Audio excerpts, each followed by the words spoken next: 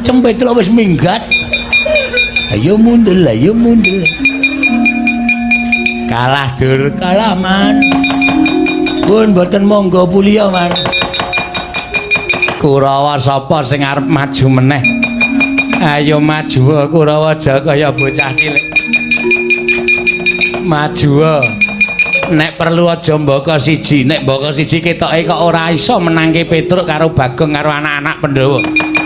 Krocok gaman wae li, krocok gaman aja nganti anak-anak Pandhawa iso nrenggalangi Kurawa. Petruk karo Bagonge duncali tumbak, duncali panah wae.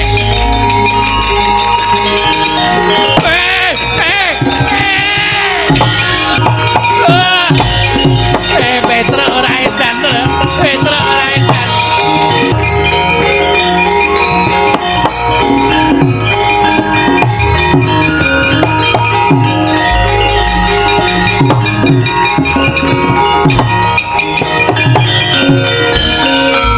Kula nuwun Pak Bagong. Pasien. Monggo.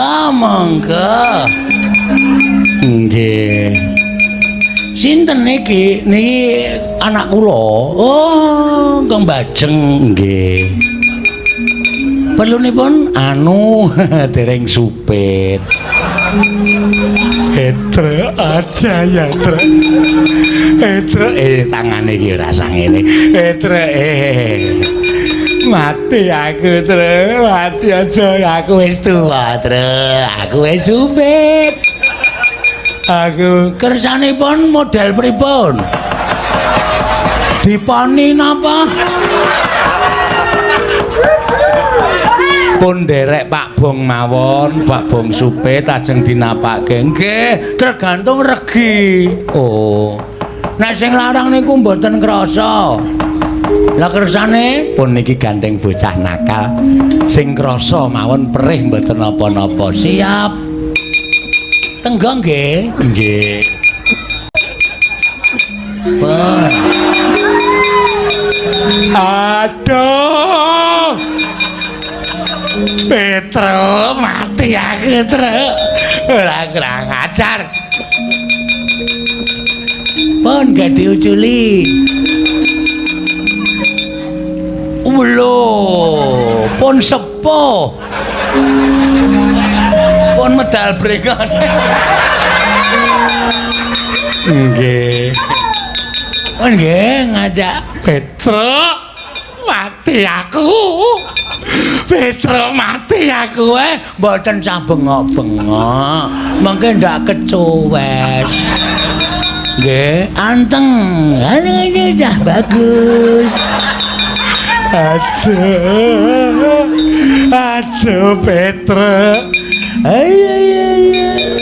Kelas pinten li? Sekolahe nendi li? Sekolahe teng pundi cah bagus? Sekolahe kelas pira li pun nggih. Pun.